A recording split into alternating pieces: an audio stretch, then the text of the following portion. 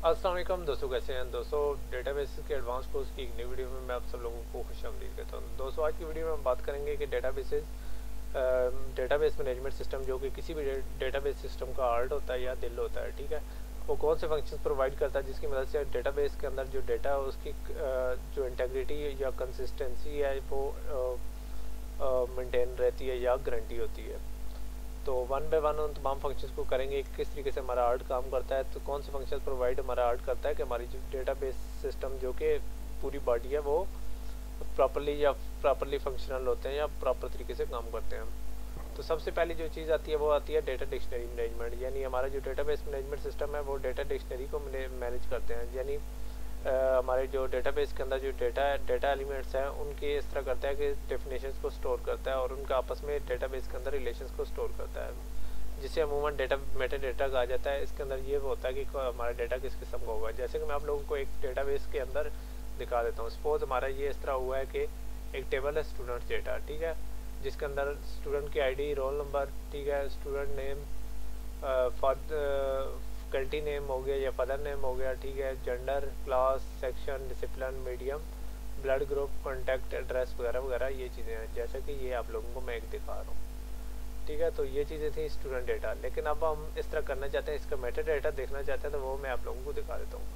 Meta data में इसकी ID है, ठीक है, उसके बाद लॉन्ग इंटीजर है और उसके बाद है कि ये इंक्रीमेंट होना है या रैंडम आने हैं ये नंबर, यानी ये आईडी हमारी ऑटो जनरेट होती है और वो भी हम यहाँ से स्पेसिफाई कर सकते हैं। उसके अलावा यहाँ से फॉर्मेट सेलेक्ट कर सकते हैं कि किस किस्म की होनी चाहिए।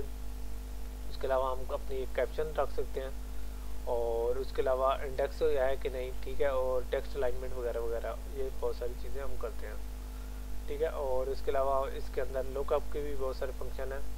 उसके अलावा हमारा रोल नंबर है, ठीक है, उसके अंदर डिस्प्ले कंट्रोल टेक्स्ट बॉक्स है और जनरल में लॉन्ग टीचर वगैरह है, यानी हम नंबर्स वगैरह या ये चीज़ें करते हैं कि हमारा रोल नंबर जो होता है वो नंबर्स की फॉर्मेट में होना है, ठीक है। फॉर्मेट कौन सा है यहाँ से हम कर सकते हैं। इसके अलावा इनपुट मास्क के अंदर हम पहले से फॉर्मेट डिफाइन कर सकते हैं, ठीक है। और इसके अलावा हमारी कैप्शन डिफ़ॉल्ट वैल्यू वगैरह, इसके पहले डिफ़ॉल्ट वैल्यू क्या होगी, यानी अगर हम कोई वैल्यू नहीं देंगे तो वो खुद ब खुद कैसे होगा। वैलिडेशन टेक्स्ट, ठीक है, तो यानी हम कौन सा एरर देना है या ये चीज़ें हैं। उसके अलावा रिक्वायर्ड ज़रूरी है कि नहीं, ठीक है, इंडेक्स है कि नहीं, टेक्स्ट अलाइनमेंट है, टेक्स्ट अलाइनमेंट हमने जो भी टेक्स्ट अलाइनमेंट करनी है यहाँ से हम कर सकते हैं, ठीक है।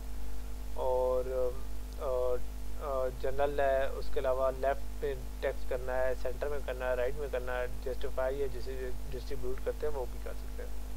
स्टूडेंट नेम है जो कि हमारा एक शॉर्ट टेक्स्ट है, ठीक है। उसके अलावा फादर नेम या फैकल्टी नेम जो भी आप नेम से करें, लेकिन यहाँ मैंने फादर नेम के हिसाब से बनाया था। उसके अलावा जेंडर है, टेक्स्ट किया है, क्लास भी टेक्स्ट में है। उसके अलावा क्लास को हम नंबर्स भी कर सकते हैं, 9 हो गया या वगैरह वगैरह। और जो हमारा सेक्शन है वो शॉर्ट टेक्स्ट है, डिसिप्लिन हमारा शॉर्ट टेक्स्ट है और मीडियम हमारा शॉर्ट टेक्स्ट है, ब्लड ग्रुप हमारा शॉर्ट टेक्स्ट है, कॉन्टैक्ट हमारा नंबर्स में होते हैं और एड्रेस हमारा लॉन्ग टेक्स्ट है, ठीक है, एक लंबा टेक्स्ट है। तो ये हमारा मेटा डेटा है जिसके अंदर हम कोई रिस्ट्रिक्शन वगैरह भी या ये सारी चीज़ें लगा सकते हैं। खैर ये तो बाद की चीज़ें हैं, ठीक है। तो अब मैं इस तरह करता हूँ कि इसको क्लोज़ करता हूँ, ठीक है, और मैं दोबारा अपनी स्लाइड की तरफ चलता हूँ। दूसरी जो चीज़ डेटाबेसेस करती हैं, प्रोवाइड करती हैं, वो होती है डेटा स्टोरेज मैनेजमेंट, ठीक है। तो डेटा DBMS या डेटाबेस मैनेजमेंट सिस्टम एक कॉम्प्लेक्स किस्म के स्ट्रक्चर्स बनाते हैं डेटा के लिए या रिलेटेड डेटा एंट्री फॉर्म्स के लिए, स्क्रीन डेफिनेशंस के लिए, रिपोर्ट डेफिनेशन के लिए, डेटा वैलिडेशन रूल्स के लिए, प्रोसीजरल कोड के लिए। और इसके साथ साथ इस तरह करते हैं कि स्ट्रक्चर बनाते हैं जिनकी मदद से कम्प्लेक्स फॉर्मेट्स को हैंडल किया जाता है। जैसे कम्प्लेक्स फॉर्मेट में हमारी पिक्चर्स होगी, वीडियोस वगैरह वगैरह, ठीक है। तो ये इस किस्म के डेटा स्टोरेज के लिए बहुत सारे स्ट्रक्चर्स क्रिएट करते हैं, ठीक है। इसके अलावा डेटा एंट्री के लिए फॉर्म्स और स्क्रीन डेफिनेशन वगैरह वगैरह, report definition, data validation rules वगैरह, ये सारा कुछ करते हैं। उसके अलावा जो चीज़ हमारी डेटाबेस मैनेजमेंट सिस्टम करते हैं वो डेटाबेस परफॉर्मेंस की ट्यूनिंग होती है। तो डेटाबेस परफॉर्मेंस ट्यूनिंग क्या होती है, एक्टिविटीज़ होती हैं जो कि हमारी डेटाबेस को इस तरह करती हैं कि ऐसी तरीके से रिफाइन या ऐसी तरीके से स्मूथ करती हैं कि जिस तरीके से हमारे डेटा की स्टोरेज और डेटा की एक्सेस की स्पीड एफिशिएंट हो सकती है, ठीक है। यानी ऐसी एक्टिविटीज़ होती हैं जो कि डेटाबेस को इस इस काबिल बनाती हैं कि हमारा डेटा अच्छे तरीके से रिट्रीव हो जाए और एक्सेस हो जाए, ठीक है। तो यानी हमारे डेटा की स्टोरेज भी इम्प्रूव हो और उसको एक्सेस करना भी इजी हो, ठीक है।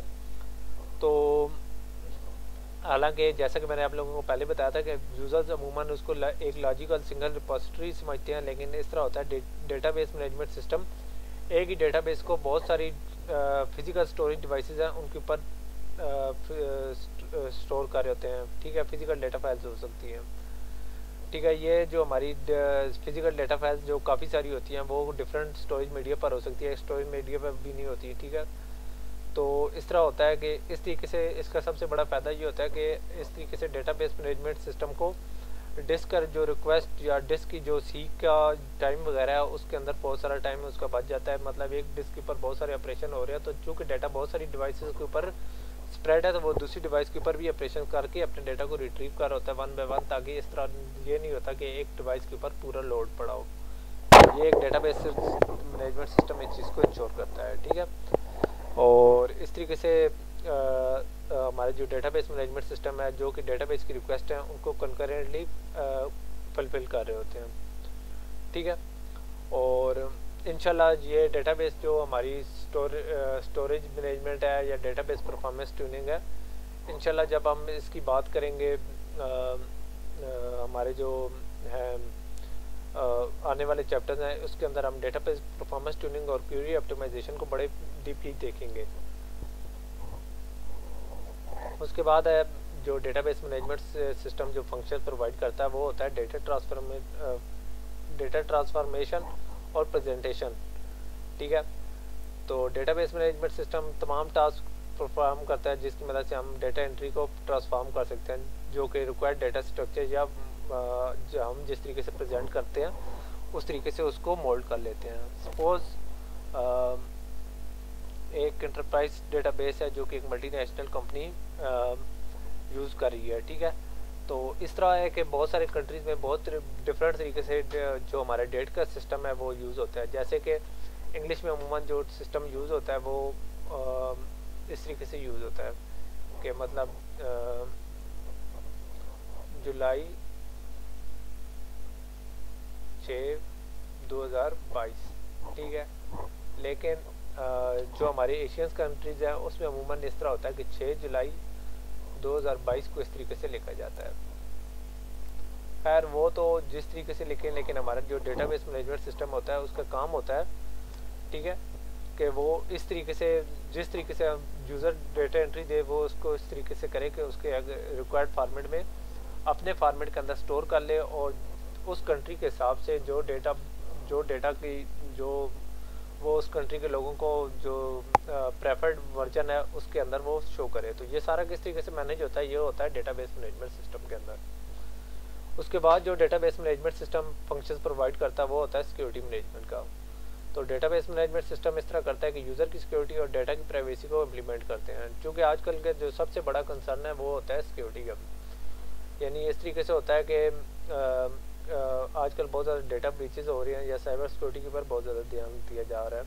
तो डेटाबेस मैनेजमेंट सिस्टम हमारी सिक्योरिटी मैनेजमेंट को काफ़ी अच्छे से तरीके से डील करता है। इसमें हमारी डेटा एक्सेस की प्रिविलेजेस और ऑथेंटिकेशन भी शामिल होती है। तो यानी इसके अंदर ये होता है कि कौन सा यूज़र किस तरीके से कितना डेटा को कहाँ तक एक्सेस कर सकता है, आया वो एक्सेस कर सकता है या नहीं कर सकता, ये सारा कुछ प्रिविलेजेस और ऑथेंटिकेशन के अंदर होता है। तो ये स्पेशली ये चीज़ें बहुत इंपॉर्टेंट हो जाती है जब हमारे पास मल्टी यूज़र डेटाबेस सिस्टम होता है।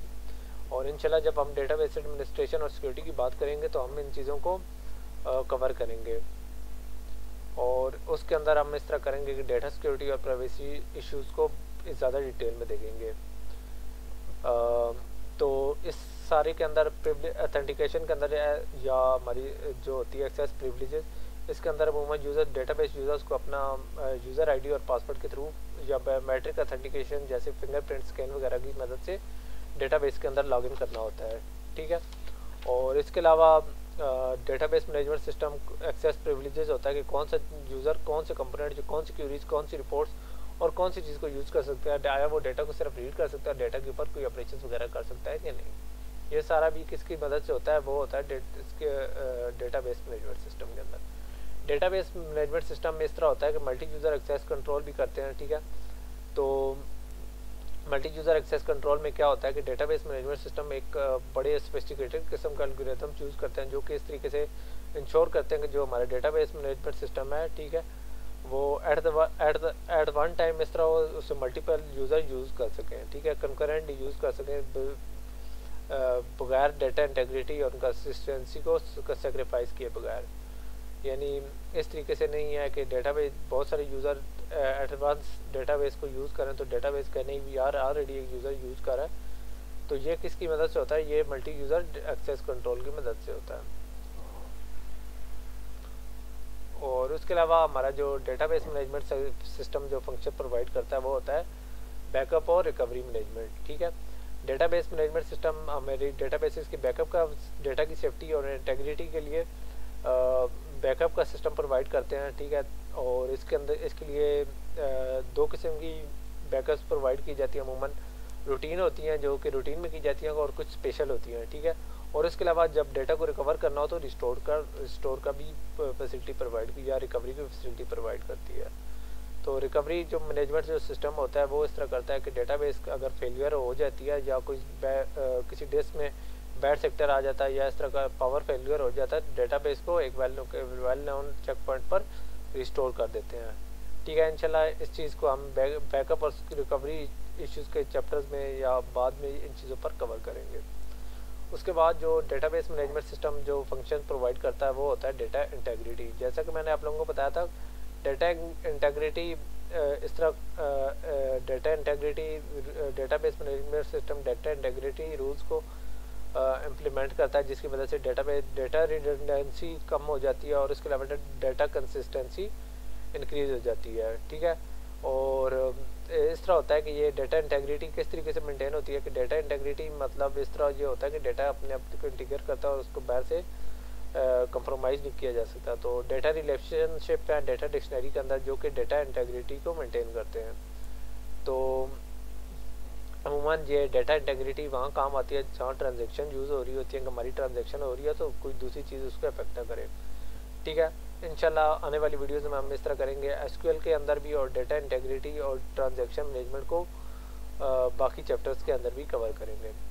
उसके बाद जो हमारी डेटाबेस मैनेजमेंट सिस्टम जो फंक्शन प्रोवाइड करता है वो होता है डेटा एक्सेस लैंग्वेज और एपीआई यानी एप्लीकेशन प्रोग्रामर इंटरफेस, ठीक है।